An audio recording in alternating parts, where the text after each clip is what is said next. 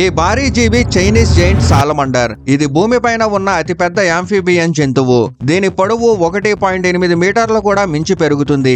ఈ జలచర అద్భుత జీవులు తమ జీవితాంతం నీటిలోనే గడుపుతాయి. ఇంత పెద్దవిగా ఉన్నా కూడా ఇవి చాలా అరుదుగా కనిపిస్తాయి.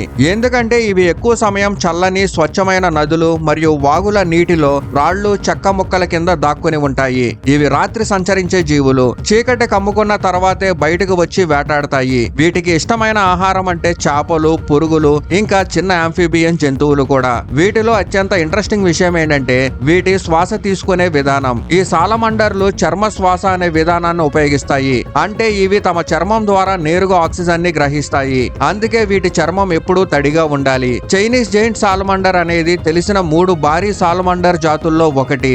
జపనీస్ జైంట్ సాలమండర్ దీనికంటే కొంచెం చిన్నది. నార్త్ అమెరికాలోని అతిపెద్ద సాలమండర్ అయిన హెల్ బెండర్ మాత్రం మాక్సిమం గా 70 సెంటీమీటర్స్ పొడవు వరకు పెరుగుతుంది.